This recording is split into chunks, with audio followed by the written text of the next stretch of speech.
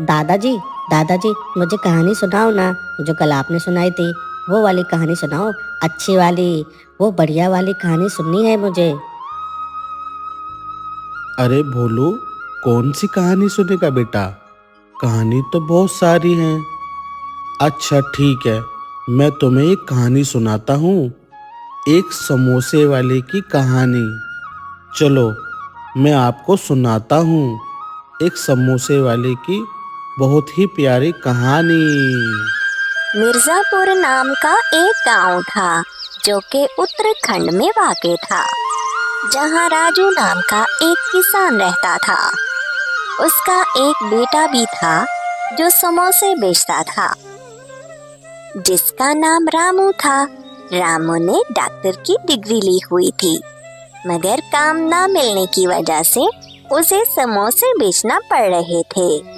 एक दिन राजू अपने बेटे रामू से कहता है, देख बेटा, मैंने अपनी सारी जमीन बेच के तुझको डॉक्टर बनाया और अब तू समोसे बेच रहा है। और बेटा, तू अपने घर के हालात को जानता ही है। हमारे पास तो कभी कभी खाने के भी पैसे नहीं होते। हाँ बाबा, अब इसमें मेरा क्या कसूर है? मैंने तो अपनी तरफ से पूरी तरह मेहनत की थी, मगर अब मैं डॉक्टर बन नहीं पाया और मुझे नौकरी नहीं मिली, तो इसमें मेरा तो कोई कसूर नहीं है। देखना, एक दिन मैं इसी समोसे के बिजनेस से कितना बड़ा कारोबार करूंगा और एक दिन आपको मुझ पर फख्र होगा, क्योंकि कारोबार चाहे छोटा हो या बड़ा, वो हमेशा बड़ा ही होता है। दोनों बाप बेटा आपस में बातें कर ही रहे होते हैं कि उनके गांव का सरपंच अपने बेटे दीपक के साथ राजू के घर की तरफ आ रहा होता है। ए राजू, कितने दिन हो गए हैं, मगर अभी तक तुमने मेरे पैसे मुझे वापस नहीं लौटाए हैं। मैं तुम्हें 2 दिन की मोहलत देता हूँ। अगर तुमने 2 दिन के अंदर अंदर मेरे पैसे नहीं दिए ना, तो मैं तुम्हारे खेत को भी जला दूंगा और तुम्हारे घर का सारा सामान भी लेकर चला जाऊंगा। बाबा, अगर आप कहें तो मैं इनके घर का आधा सामान बाहर फेंक दूं, ताकि इन्हें भी पता चले कि पैसे भी वापस लौटाने हैं। ये तो पैसे वापस देने का नाम ही नहीं ले रहे हैं। इतना कहने के बाद सरपंच का बेटा राजू उसके घर के बर्तन खिड़की से बाहर की तरफ फेंकना शुरू कर देता है, और बर्तन बाहर फेंकने के बाद वो वहाँ से चले जाते हैं। गांव वाले ये सारा कुछ देख रहे होते हैं और राजू के बारे में तरह तरह की बातें कर रहे होते हैं। उसी वक्त राजू का बेटा रामू एक पत्थर को उठाता है और उसे आसमान की तरफ फेंकता है। वो पत्थर उनके पास वाले जंगल में जाकर एक मटके से जाके लगता है। उस मटके में से एक जिन बाहर आता है और वो बोलता है, मैं तकरीबन 300 साल बाद आजाद हुआ, लेकिन इस जंगल में मुझे कोई नजर क्यों नहीं आ रहा? फिर ये मटका किसने तोड़ा?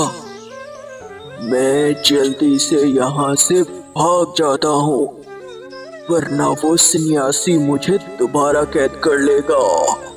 उसी जंगल में रामू लकड़ियाँ काटने के लिए आता है, तो वो जिन राजू को देख लेता है और बोलता है, ओए, मुझे लगता है ये वही आदमी है जिसने मुझे आजाद किया है, क्योंकि उस सन्यासी ने कहा था तुम सिर्फ उस आदमी को देख पाओगे जो तुमको आजाद करेगा।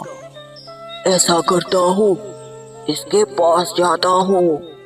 वो जिन रामू के पास जाता है। रामू उसको देख के जमीन पर गिर जाता है और उसको देख के बोलता है, तुम कौन हो भैया? यहाँ पर क्या कर रहे हो? मैं एक जिन हूँ। मुझे इस जंगल में एक सन्यासी ने आज से 300 साल पहले इस मटके में कैद किया था, जिस मटके को तुमने तोड़ा है, और मैं आजाद हो गया। और अब मैं तुम्हारी 2 दुआएं पूरी करूंगा। तुम मुझे अपनी 2 दुआएं बताओ। राजू उसको सारी बात बताता है जो उसके साथ हुई थी। जिन रामू को 2 वरदान देते हुए बोलता है, आगे से तुम जो भी चीज अपने हाथ से जमीन में लगाओगे वो उस चीज में तब्दील हो जाएगी जो भी तुम काम करते हो। और दूसरी तुम्हारी दुआ ये है कि वो सरपंच पूरे गांव के सामने तुम्हारे बाप से माफी मांगेगा। हाँ, मगर एक शर्त है, तुम्हें उसको तुम्हारे समोसे खिलाने पड़ेंगे, फिर जाके ये दुआ पूरी होगी। अब मेरा काम पूरा हो गया है, मैं अब चलता हूँ। इतना कहने के बाद वो जिन वहाँ से गायब हो जाता है और रामू अपने खेत में एक बीज बोता है और उसके ऊपर पानी देता है, तो वहाँ से एक समोसे का पौधा ऊपर आता है जिसके ऊपर समोसे लगे होते हैं। अब रामू समोसे की खेती करने लग जाता है। एक दिन राजू सरपंच को एक खत लिखता है जिसमें वो लिखता है कि वो उसको बहुत मारेगा अगर उसने उसके घर के तोड़े हुए बर्तनों के पैसे ना दिए। जब ये खत सरपंच के पास पहुंचता है तो वो उसको पढ़ने के बाद बोलता है, ओए, उस गरीब लड़के की इतनी हिम्मत कि वो मुझे धमकी दे रहा है। अभी उसको जाके बताता हूँ। सरपंच रामू के घर की तरफ आ रहा होता है तो उसको रामू के घर में बनते हुए समोसों की बहुत ज्यादा खुशबू आती है, तो वो अंदर जाके बोलता है, बाकी बातें बाद में, अब पहले मुझे एक समोसा दो। जैसे ही सरपंच समोसा खाता है तो वो उसको कुछ समझ में नहीं आता कि वो क्या बोल रहा है और वो बोलता है, रामू और राजू, मुझको माफ कर दो, मेरे से बहुत बड़ी गलती हो गई। मैं पूरे गांव वालों के सामने तुमसे माफी मांगना चाहता हूँ। इस तरह वो खुशी खुशी अपना जीवन गुजारने लगते हैं। मनुष्य बड़ा ही विचित्र प्राणी होता है। जब हाथ खाली होते हैं, आंखों में सपने भरे होते हैं, जब खोने को कुछ नहीं होता तो पाने के लिए प्रयास करता है, निर्भय होकर आगे बढ़ता है और संकटों का, चुनौतियों का सामना करता है। किंतु जब हाथ भर जाते हैं तो अपने सपनों को देखना बंद कर देता है। अर्थात आप हमेशा हौसला और उम्मीद देने की कोशिश करो, ना जाने कब आपकी वजह से किसी की जिंदगी बदल जाए।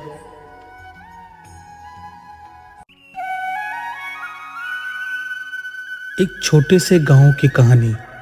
2 भाई रमेश और सुरेश एक साथ रहते थे। सुरेश एक आस्थावासी इंसान था। जय हनुमान जय हनुमान जय हनुमान जय हनुमान। वो भगवान पर विश्वास करता था। सुरेश भक्ति करने में लीन होता है। तभी थोड़ी देर बाद रमेश आता है और बोलता है, पता नहीं इसको क्या हो गया है, फालतू में अपना समय बर्बाद करता है। पता नहीं तुझे कौन सा धन मिल जाएगा। भैया आप ऐसा क्यों बोलते हो? इनकी वजह से ही तो सब कुछ है। चल चल, मेरा समय बर्बाद मत कर, मुझे तेरी भक्ति में कोई रुचि नहीं। भैया पूजा तो मैं अपनी मन की शांति के लिए करता हूँ और मुझे कोई लालच नहीं है भगवान से। मैं अपना गुजारा खेती से कर लेता हूँ। सुरेश सुन, तुम मेरे साथ शहर चल, वहाँ बहुत पैसा है, वहाँ हम अपनी जिंदगी ऐसों से जिएंगे। भैया आप कैसे भूल गए, पिताजी ने ही हमें खेती से करके इतना बड़ा बनाया है। ठीक है सुरेश, तू अपना फालतू समय बिता, मैं जा रहा हूँ शहर। रमेश घर से चला गया और शहर की ओर चलने लगा और उसने देखा एक साधु भक्ति में लीन है। पता नहीं ये लोगों को क्या हो गया है, क्यों अपना फालतू समय भक्ति में बिता रहे हैं। रमेश उस साधु के पास गया और बोला, साधु जी, मैं आपसे एक प्रश्न पूछ सकता हूँ? बोलो पुत्र, क्या प्रश्न है तुम्हारा? क्यों अपना फालतू समय भक्ति में बिता रहे हैं? भगवान कुछ नहीं होता है। हाँ हाँ, बिल्कुल भगवान नहीं होता। अरे साधु जी, ये बात आप मेरे भाई सुरेश के सामने बोल सकते हैं? हाँ बिल्कुल, अवश्य कह सकता हूँ मैं उससे ये बात। रमेश वापस अपने घर आ गया और अपने भाई सुरेश के पास गया और अपने भाई से बोला, मुझे एक साधु मिला और उसने बताया भगवान नहीं होता है। भैया मैं ऐसा नहीं मान सकता, कोई साधु ऐसा भी बोल सकता है? सुरेश और रमेश उस साधु के पास गए और उस साधु से सुरेश ने पूछा, साधु जी क्या भगवान होता है? हाँ हाँ, भगवान होता है। साधु जी, अभी कुछ देर पहले आपने तो बोला था भगवान नहीं होता है और आप अब कुछ और बोल रहे हो। रमेश, मैं आपको सीधी भाषा में समझाता हूँ। अगर आप भगवान को नहीं मानते तो भगवान नहीं होता। सुरेश भगवान को मानता है, इसीलिए भगवान होता है। अगर आप माने तो आपका भाई भी आपका भाई नहीं है। इस बात को आपके अलावा और कोई नहीं बता सकता। अगर आप सच में भगवान को नहीं मानते हैं तो इस बात को कोई भी सिद्ध नहीं कर सकता, स्वयं भगवान भी नहीं। साधु की बात सुनकर रमेश को विश्वास हो गया कि भगवान सच में होता है और वो अपने घर वापस लौट गया और दोनों भाई हंसी खुशी अपना जीवन बिताने लगे।